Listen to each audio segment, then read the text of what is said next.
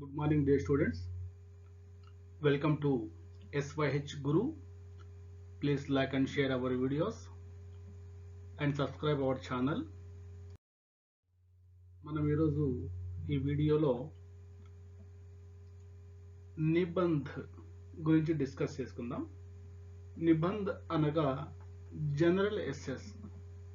మనకు పరీక్షలు అంటే 10th క్లాస్ పబ్లిక్ ఎగ్జామ్స్లో నిబంధకు సంబంధించి 2 ప్రశ్నలు ఇస్తాడు.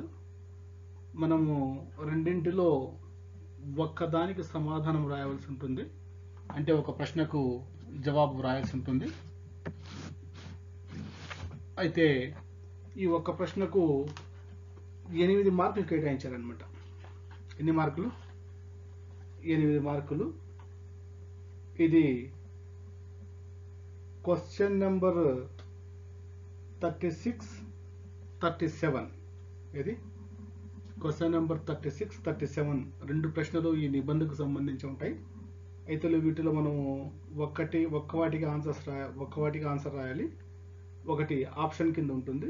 వీటికైతే 8 మార్క్స్. సరే, ఇది మార్క్స్ స్కోర్ చేయడానికైతే దీనిది చాలా ఇంపార్టెంట్ రోల్ అన్నమాట.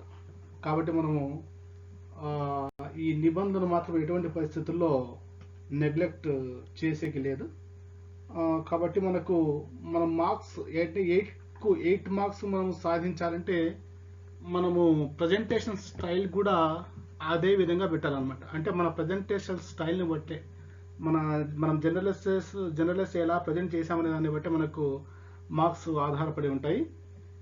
సరే, ఎలా చేస్తే మనకు 8 మార్క్స్ వస్తాయి అనే విధంగా నేను మీకు ప్రజెంటేషన్ చూపిస్తాను. ఆ విధంగా మీరు ప్రతి జనరల్ ఎస్సే కూడా నేర్చుకుంటే చాలా లాభదాయకంగా ఉంటుంది. సరే, మనం ఈరోజు అంటే మనకు ఉండే జనరల్ ఎస్సేస్లో ఫస్ట్ చాలా ఇంపార్టెంట్ జనరల్ ఎస్సే అయిన దీపావళి అనే జనరల్ ఎస్సే గురించి ఈరోజు డిస్కస్ చేసుకుందాం. దీపావళి అంటే మనకు తెలుసు, దీపావళి పండుగ అంటే దీని ఎగ్జామ్లో దీపావళి అని కూడా ఇవ్వచ్చు, లేదా ప్రియ త్యోహార్ అని కూడా ఇవ్వచ్చు, లేదా కిసి యొక్క త్యోహార్ అని కూడా అడగచ్చు, లేదా ధార్మిక త్యోహార్ అని కూడా అడగచ్చు. అంటే ఎలా అడిగినా కానీ మనము వీటికి ఇదే జవాబు రాయచ్చు అనమాట. సరే, జనరల్ ఎస్సేని మనం ఏ విధంగా ప్రజెంట్ చేయాలి అది ఒక్కసారి మనము చూద్దాం. మనము జనరల్ ఎస్సే ప్రజెంట్ చేసేటప్పుడు ఫస్ట్ రూపురేఖ అనే ఒక హెడ్డింగ్ని పెట్టుకుంటే మనకు వీలుగా ఉంటుందన్నమాట. అంటే ఏదైనా కానీ జనరల్ ఎస్సే రాయడానికి ఆ సబ్ హెడ్డింగ్స్ అన్నిటినీ, అంటే ఆ సబ్ హెడ్డింగ్స్ ఏమేమి ఉన్నాయి అన్ని గుర్తు పెట్టుకోవడానికి వీలుగా మనం ఒక రూపురేఖ అని రాసుకుంటే ఆ జనరల్ ఎస్సే అందం కూడా పెరుగుతుంది. ఇది మనకు యూస్ఫుల్. యాక్చువల్గా ప్రజెంటేషన్కి పక్కన పెట్టినా ఇది మనకి యూస్ఫుల్. రూపురేఖ అంటే అర్థం ఏమి? స్ట్రక్చర్ అని. రూపురేఖ అంటే అర్థం ఏమి? స్ట్రక్చర్ అని. అంటే మనము జనరల్ ఎస్సేని ఏ విధంగా ప్రజెంట్ చేయబోతున్నాము అనేసి మనం హెడ్డింగ్స్ అన్ని రాసుకుంటాం. అంటే ఫస్ట్ మనం భూమిక, అంటే ఈ జనరల్ ఎస్సేకి సంబంధించి, ఈ దీపావళికి సంబంధించి ఫస్ట్ మనము భూమిక అనేది రాస్తాం. భూమిక అంటే తెలుసు కదా, ఉపోద్ఘాతము. భూమిక అంటే అర్థమేమి? ఉపోద్ఘాతము. తర్వాత ఉద్దేశ్య, అంటే ఈ పండుగని ఎందుకు జరుపుకుంటున్నాము అనే ఉద్దేశ్య రాయాలనుకున్నాము. తర్వాత మనానే కడ్డంగా, అంటే ఈ పండుగ జరుపుకునే విధానం ఎటువంటిదో మనము డిస్కస్ చేయాలనుకున్నాం. తర్వాత ముగింపు రాయాలనుకున్నాం. అంటే దీనికైతే మనకు సబ్ హెడ్డింగ్స్ తక్కువనే ఉన్నాయి. ఇప్పుడు కొన్ని జనరల్ ఎస్సెస్ ఉంటాయి, లైక్ దూరదర్శన్ ఉంటుంది, తర్వాత కంప్యూటర్ ఉంటుంది. ఇటువంటి జనరల్ ఎస్సెస్ వచ్చినప్పుడు ఏంటంటే ఆ సబ్ హెడ్డింగ్స్ చాలా ఉంటాయి, అవునా లేదా? అప్పుడు మనం కొన్ని మర్చిపోయే అవకాశం ఉంటుంది అన్నమాట. పుస్తకాలే కానివచ్చు, సమాచార పత్రిక కానివచ్చు, ఇటువంటి వచ్చినప్పుడు కొన్ని మనం సబ్ హెడ్డింగ్స్ మర్చిపోయే అవకాశం ఉంటుంది ఆత్రంలో. కాబట్టి మనం రూపురేఖలో ఇక్కడ ప్రజెంట్ చేసేసినాం అనుకోండి, దీని ప్రకారంగా మనము జనరల్ ఎస్సేని రాసుకుంటూ వెళ్ళవచ్చు. ఓకేనా? కాబట్టి రూపురేఖ రాయడం వల్ల ఇది ఒక లాభం. సరే, ఫస్ట్ భూమిక రాసాం కదా. భూమిక అంటే ఏమి? ఉపోద్ఘాతం అనుకున్నాం. ఈ ఉపోద్ఘాతానికి 1 మార్క్ ఉంటుంది అంతే. మనము ఎంత పెద్దగన్నా రాసుకో, ఎంత చిన్నగన్నా రాసుకో, అంటే మనకేంటి, మనం ఏ టాపిక్ గురించి రాస్తున్నామో ఆ టాపిక్ గురించి జస్ట్ ఇంట్రొడక్షన్ అంటారు కదా ఇంగ్లీష్లో, ఆ ఇంట్రొడక్షన్ని ఇస్తాం అంతే. ఓకేనా? వీటిని తెలుగులో అయితే ఉపోద్ఘాతము, హిందీలో అయితే భూమిక అనేసి అంటాము. వీటికి కేవలం కేటాయించిన mark according as principles of evaluation 1 మార్కే అనమాట. కాబట్టి మనము ఆ ఒక్క మార్కు తగ్గట్టుగానే తక్కువ మ్యాటర్లో రాస్తేనే సరిపోతుంది అనమాట. దీనికోసం ఓని మనం రాసుకోవాల్సిన అవసరము లేదు. ఓకేనా? సరే, మనం ఏం ప్రజెంట్ చేసామో చూద్దాం. ఇక్కడ भूमिका के नियम राస్తున్నామంటే भारत के प्रमुख त्योहारों में दीपावली एक है। यह हिंदुओं का प्रमुख त्योहार है। यह अश्वयुज अमावस्या को मनाते हैं। दीपावली का अर्थ है दीपों की माला। इस दिन अमावस्या की रात भी दीपों के प्रकाश में पूर्णिमा जैसी लगती है అని రాసామంతే. యాక్చువల్గా దీంట్లో కూడా ఒక వాక్యం ఎక్కువగానే ఉంది. అయినా ఏంటంటే మనం కొన్నిసార్లు కొన్ని వాక్యాలు మర్చిపోతుంటాం కదా, కాబట్టి ఒక వాక్యం ఎక్కువ పెట్టినాము అనమాట. అంటే అవసరం అంటే ఒక్క వాక్యం ఎక్కువ పెట్టినాము అంతే. ఓకేనా? సరే, దీని తెలుగు అర్థం మనం చూసినట్టయితే భారత్ కే ప్రముఖ త్యోహారోమే అంటే భారతదేశంలోని ప్రముఖమైన పండుగలలో దీపావళి ఏక్ హై, దీపావళి కూడా ఒకటి. యహ హిందువుం కా ప్రముఖ త్యోహార్ హై, ఇది హిందువుల యొక్క ముఖ్యమైన పండుగ. యహ ఇది అశ్వయుజ్ అమావాస్యకు మనాతే హై అంటే అశ్వయుజ్ అమావాస్యకు జరుపుకుంటారు. దీపావళి కా అర్థ హై దీపోం కి మాల. దీపావళి అంటే అర్థం ఏంటంటే దీపాల వరుస. దీప అంటే దీపాలు, వలి అంటే వరుస, దీపాల వరుస. ఇస్ దిన్ అంటే ఈ రోజు, అమావాస్యకి రాత్ భీ అంటే అమావాస్య రాత్రి కూడా, దీపం కే ప్రకాశ్ మే అంటే దీపాల వెలుగులో, పూర్ణిమ జైసి లగతి హై అంటే పౌర్ణమిలా అనిపిస్తుంది అని చెప్తున్నాడు. తర్వాత ఉద్దేశ్ అంటే మనం ఈ దీపావళి పండుగను ఎందుకు జరుపుకుంటున్నామో ఆ ఉద్దేశంలో వివరిస్తాం. సరేనా? మనం దీపావళి పండుగను ఎందుకు జరుపుకుంటామో ఆ ఉద్దేశంలో వివరిస్తాం. నెక్స్ట్ స్లైడ్ చూద్దాం. చూడండి, उद्देश्य కింద ఏం రాసామంటే कहते हैं कि त्रेता युग में राम रावण पर विजय पाकर इसी दिन अयोध्या लौट आए थे। द्वापर युग में इसी दिन नरकासुर का वध किया था, इसलिए आज तक हम दीपावली मना रहे हैं. ఓకేనా? कहते हैं అంటారు. ఏంటంటే कहते हैं అంటే అంటారు, కి అంటే ఏమిటంటే త్రేతాయుగమే అంటే త్రేతాయుగములో రామ్ రావణ్ పర్ విజయ్ పాకర్ రాముడు రావణాసురుపై విజయాన్ని సాధించి ఇసీ దిన్ అయోధ్య లౌటాయే థే ఇదే రోజున అయోధ్యకు తిరిగి వచ్చారంట. నాటి కాలంలో రాముడు అయోధ్యకు తిరిగి వచ్చారు కాబట్టి వారంతా ఏమి ప్రతి ఇంటి వారు దీపాలు వెలిగించి తమ ఆనందాన్ని వెలబుచ్చారనమాట. సో అప్పటి నుంచి ఇప్పటి వరకు దీపావళి జరుపుకుంటున్నారు అనేది ఒక కారణం. రెండవది ద్వాపర యుగమే అంటే ద్వాపర యుగంలో ఇసీ దిన్ ఇదే రోజున నరకాసురు కా వధ కియా థా నరకాసురుడు అనే రాక్షసుణ్ణి శ్రీకృష్ణుడు సత్యభామతో పాటు చంపాడు. ఓకేనా? కాబట్టి ఇస్లియే ఆజ్ తక్ భీ హమ్ దీపావళి మనా రహే హై కాబట్టి ఈ రోజు వరకు కూడా మనము దీపావళిని జరుపుకుంటున్నాము. ఈ విధంగా రెండు కారణాలు రాసాం. ఈ రెండు కారణాలు జస్ట్ పూర్తి ఎలాబరేషన్తో కాకుండా సింపుల్గా మనకి ఎంత అవసరమో అంత రాసుకున్నాం. ఓకేనా? సరే, ఇక నెక్స్ట్ స్లైడ్ చూద్దాం. అంటే మన అనేక ఢంగ్ అంటే ఈ పండుగ మనం ఎలా జరుపుకుంటాము అంటే పండుగ జరుపుకునే విధానం మన అందరికీ తెలుసు. సో వాటిని హిందీలో సింపుల్ చిన్న చిన్న వాక్యాలలో అంటే నేనేంటంటే ఏ వాక్యాన్ని పెద్దగా చేయను అనమాట. జస్ట్ సింపుల్ వర్డ్స్ సింపుల్ లైన్స్లలో అన్ని ఇచ్చింటాను. సరే, అది మనానే ఈ పండుగ జరుపుకునే విధానం గురించి నెక్స్ట్ మనం డిస్కస్ చేద్దాం. జనరల్ ఎస్సేలో ఇలా అని హెడ్డింగ్ పెడతాం. మనానేక ఢంగ్ అని హెడ్డింగ్ పెడతాం. ఆ హెడ్డింగ్ పెట్టి 1 by 1 పాయింట్స్ అన్ని ఏం చేసుకుంటామంటే డిస్కస్ చేసుకుంటూ పోతాం.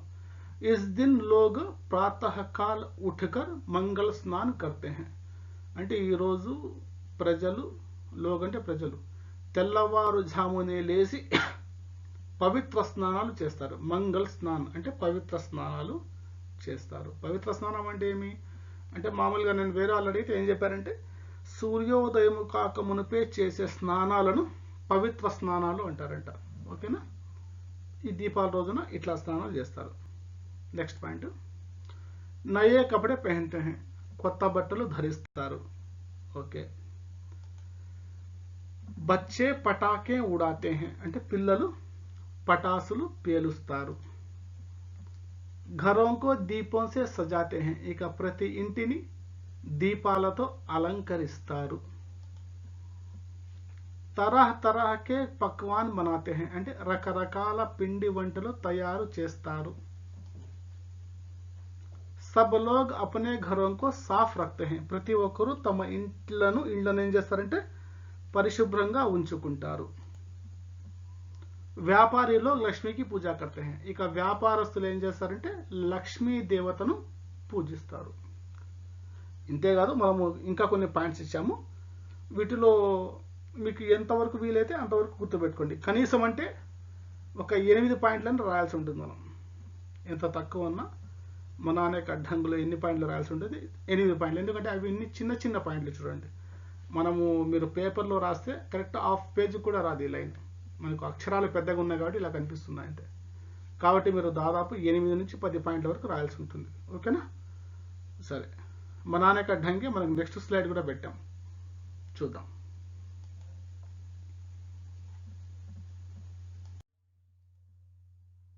शाम को पंक्तियों में दीप जलाते हैं. అంటే రాత్రిపూట వరుసలలో దీపాలను వెలిగిస్తారు.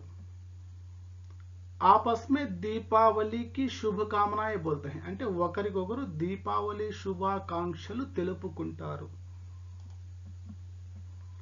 దీపం के प्रकाश में कीड़े मकोड़े मच्छर आदि मर जाते हैं. అంటే దీపాల వెలుగులో ఈ పురుగులు కానివచ్చు, దోమలు కానివచ్చు, మొదలుగునవి చనిపోతాయి. त्योहार के कारण सफाई और सजावट होती है. ఇంకా పండుగ సందర్భంగా ప్రతి ఇండ్లు ఏమి పరిశుభ్రంగా చేసుకుంటారు మరియు అలంకరించుకుంటారు.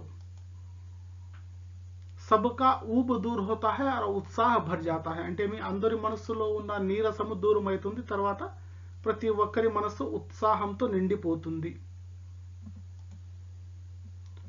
पटाखे जलाते समय हाथ पैर तथा घर भी जलने की संभावना है. అయితే పటాసులు పేల్చే సమయంలో మాత్రము చేతులు, కాళ్ళు లేదా ఇండ్లు కూడా కొన్ని సందర్భాలలో కాలిపోయే అవకాశం ఉంది. కాబట్టి మనము ఆ పండుగ సందర్భంలో ఇవి చూసి కొంచెం జాగ్రత్తగా మనం పేల్చాలి. పటాకే జలాతే సమయం సావధాన్ रहना चाहिए. అంటే కాబట్టి మనము పటాసులు పేల్చేటప్పుడు కొంచెం జాగ్రత్తగా ఉండాలి. ఈ విధంగా మనం ఏమి ఈ పండుగను జరుపుకుంటాం అనేసి రాస్తాం. ఓకేనా? తర్వాత రాసేస్తాం అంతే. తర్వాత ముగింపుని హిందీలో ఏమంటామంటే ఉపసంహార్. ఏమంటాము? ఉపసంహార్ అంటే ముగింపు. ఏం రాసాము ఇక్కడ? दीपावली बच्चों का त्योहार और पवित्र त्योहार है. इस त्योहार से घरों में उल्लास और आनंद छा जाता है. उत्सव प्रियायाः खलु मनुष्यायाः. कालिदास. ముగింపులో ఏం రాసామంటే దీపావళి అనున్నది బచ్చోं का त्योहार పిల్లల పండుగ, और మరియు పవిత్ర त्योहार है పవిత్రమైన పండుగ. इस त्योहार से అంటే ఈ పండుగ వలన घरों में అంటే ప్రతి ఇంటిలోనూ ఉల్లాస్ और ఆనంద్ ఛా జాతా హై అంటే ఉల్లాసము మరియు ఆనందము వ్యాపిస్తుంది. కాళిదాస్ గారు ఒక పండుగ గురించి ఒక కొటేషన్ చెప్పారు. ఉత్సవ ప్రియాయాః ఖలు మనుష్యాయాః అంటే ఏమి? ప్రతి వ్యక్తి తన స్వభావరీత్యా ఉత్సవాన్ని ప్రేమించేవాడే ఉంటాడు అనేసి ఒక కొటేషన్ చెప్పాడు. అది రాయొచ్చు లేకపోతే లేదు. జస్ట్ ఉపసంహారం అంటే ఏమి? ఆ పండుగకు సంబంధించి సమప్ ఆ పండుగ సంబంధించి సమప్ని రాయాల్సి ఉంటుంది. దీనికి కూడా ఒక మార్క్ ఉంటుంది. దేనికి? ఉపసంహారకి. మీరు గమనించినట్టయితే మనం చూడండి, భూమిక పారాగ్రాఫ్ టైప్లో ప్రజెంట్ చేసాం, ఉద్దేశ్ పారాగ్రాఫ్ టైప్లో ప్రజెంట్ చేసాం, మనానే కడ్డంగ్ పాయింట్స్ వైజ్ ప్రజెంట్ చేసాం, ఉపసంహారం పారాగ్రాఫ్ టైప్లో ప్రజెంట్ చేసాం. ఇక మనం ప్రతి హెడ్డింగ్ పెట్టాం కదా, ఆ హెడ్డింగ్ కింద మీరు ఏం చేస్తారంటే అండర్లైన్ చేస్తారు, కోలెన్ డాష్ పెడతారు. ఇలా మనం చేసినట్టయితే ఇప్పుడు పాయింట్స్ కూడా పెట్టాం కదా మనం, మీరు 1 by 1 పాయింట్స్ చెప్పుకుంటూ వెళ్ళాం కదా, ఆ పాయింట్స్కి ఏం చేస్తారంటే ఏదో ఒక స్టైల్ పెడతారు, బుల్లెట్ స్టైల్లో, స్టార్ స్టైల్లో. ఆ విధంగా పెడితే అది చూడడానికి చాలా అందంగా ఉంటుంది. ఎవరి మనసునైనా హత్తుకుంటుంది, టక్కని ఫుల్ మార్క్స్ వేసేసే అవకాశం ఉంటుంది అనమాట. ఖచ్చితంగా వేయాల్సిందే, ఎందుకంటే జర్నలిస్ట్కి సంబంధించిన రూల్స్ అంటే according as principles of evaluations ప్రకారం ఏంటంటే ఎటువంటి భాషా దోషాలు లేకపోతే దానికి ఖచ్చితంగా ఫుల్ మార్క్స్ వేసేయాల్సిందే. ఇప్పుడు ఫర్ ఎగ్జాంపుల్ మనము పోయిటరీ ఎస్సే కానీ ప్రోజ్ ఎస్సే కానీ రాసాం, దానికి ఫుల్ మార్క్స్ పడాలంటే చాలా కష్టం. దాంట్లో ఎటువంటి గ్రామటికల్ మిస్టేక్స్ ఉండకూడదు, తర్వాత స్పెల్లింగ్ మిస్టేక్స్ ఉండకూడదు, భాషా దోషాలు ఉండకూడదు, తర్వాత శిరోరేఖలు అన్నీ చూస్తారనమాట. కానీ జనరల్ ఎస్ఏలో ఎట్లా అంటే దీంట్లో స్పెల్లింగ్ మిస్టేక్స్ని పెద్దగా పట్టించుకోరు. దీంట్లో ఓన్లీ ఇన్ జనరల్ ఎస్ఎస్ మాత్రమే. జనరల్ ఎస్ఎస్లో స్పెల్లింగ్ మిస్టేక్స్ని పెద్దగా పట్టించుకోరు అనమాట.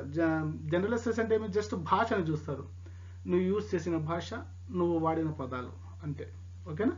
కాబట్టి మీరు ఇలా రాసినట్టయితే ఖచ్చితంగా మీకు 8/8 వచ్చే అవకాశం ఉంది. సో ఇది మార్క్స్ ఎక్కువ ఉన్నాయి కాబట్టి దీన్ని మనం చాలా జాగ్రత్తగా నేర్చుకోవాలి. ఓకేనా?